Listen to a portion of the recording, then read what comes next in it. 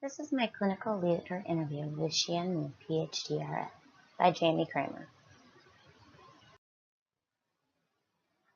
Dr. Mu is a published author from the Journal of Maternal Child Nursing. Her article is entitled The Efficacy of Achieving Pregnancy with Fertility-Focused Intercourse.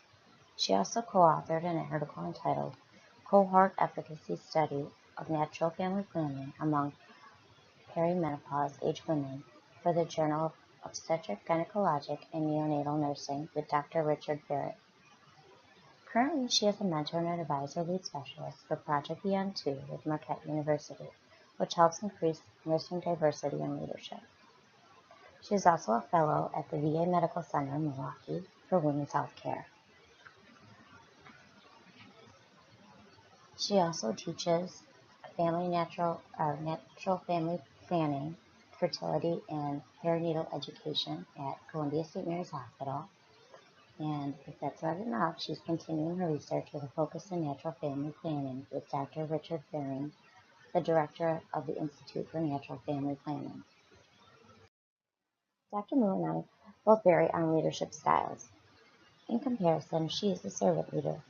She provides guidance and support for students and her patients. She has a commitment to the people in the community and is non-judgmental with persuasive arguments to create change. She sees the world through other people's eyes. She heals the sick and injured, and always listens first. She is aware of the social, physical, and political environments around her. With me, I'm more of a transformational leader. I'm adaptable to the ever-changing field of healthcare. I search for adaptive solutions to engage everyone in the change. I'm attentive to the needs of others and motives of individuals and try to help them reach their fullest potential. I provide individualized attention and try to inspire them to reach that potential. Leadership abilities in comparison. Is there a moment in your life that defined your leadership abilities? Dr. Mu stated the moment that defined her leadership abilities was when she began her graduate studies. She began to make fundamental changes in her life that allowed her to continue her focus on her dreams. She was forced out of her comfort zone and began to realize that she had a love not only to help the sick, but to teach as well. She forced herself to begin teaching prenatal classes part-time and to overcome her fears and embrace her passion, which allowed her to reach her goals for teaching. For myself, my defining moment was when I started seeing my first patients as a nurse practitioner. Prior to that, everything felt surreal. Now it was my time and they were my patients. They were listening to my recommendations. I was going to help them to get better and they were going to be listening to my recommendations to reach their goals. As an RN, we are educators, but as a practitioner, we are so much more to these patients. We hold the ability to help transform their lives.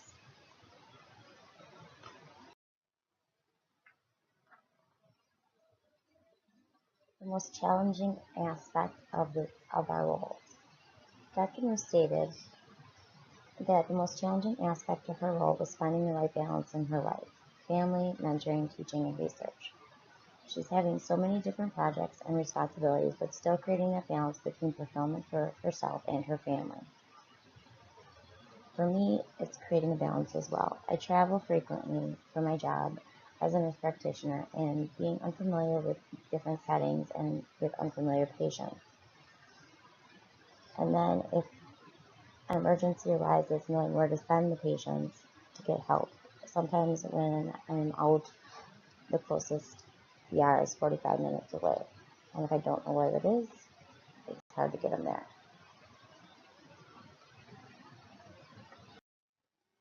You learned more from your successes or your failures. Dr. Mu has learned more from her failures than her successes. She has learned to overcome obstacles in your life. One must constantly move forward no matter what the challenges or obstacles are in the way. I, on the other hand, have learned more from my failures as well. I have learned that through failure you learn to thrive. One learns how far you have come and how far you may still have to go, but if you don't try and push yourself, then what's the point? I feel that failure is just a bump in the road, never a complete roadblock. There is almost always a way around and you just need to figure it out.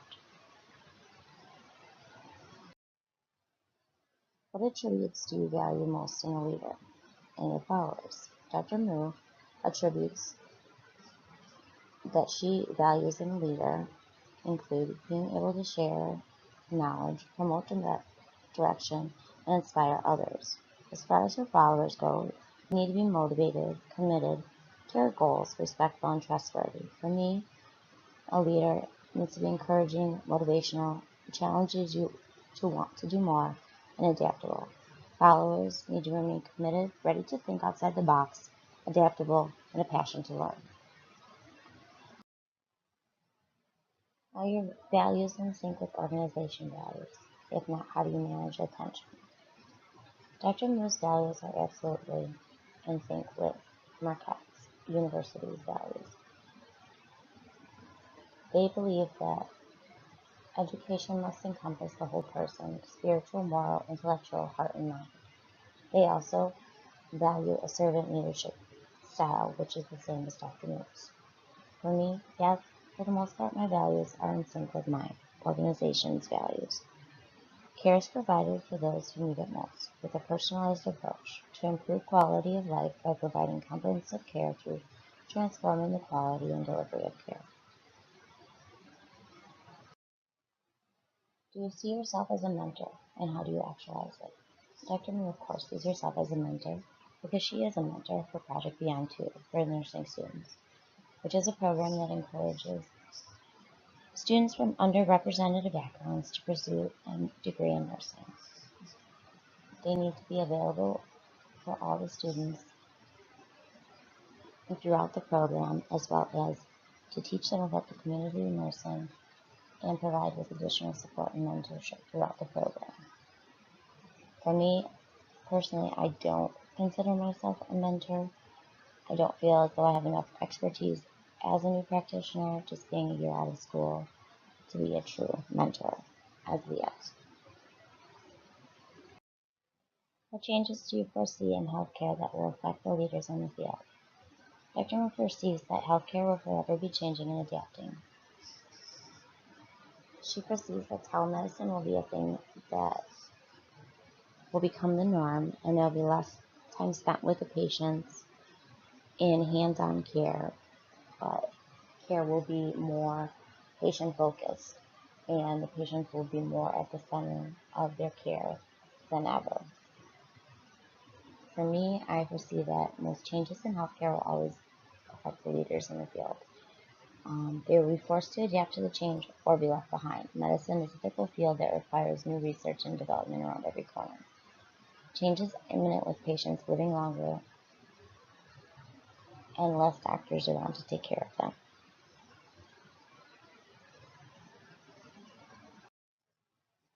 How do you balance your professional and personal life demands? Dr. New stated that balancing professional and family life is a fine balance that takes time to master. She has done this with due diligence and great efforts. I have to plan and organize everything, and everything has a schedule, because without one, our family would be lost. Basically, she puts everything in an organizer, and everything has a time and a place. For me, I try to balance my professional and family life the best I can. Organization is the key to scheduling. However, there's always a few things that get forgotten and hiccups along the way. I balance the best I can, and sometimes we juggle. However, I know that my family knows that I'm doing the best I can do with the time I have, and that's what counts. Outcomes for me during this interview with Dr. Moore forced me to recognize my leadership style and own it. It makes me want to lead and not just follow.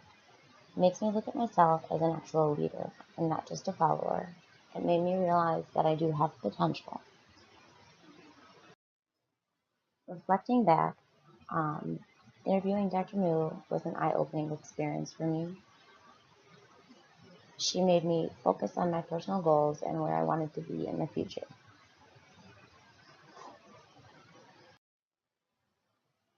And here are my references, and that is the end.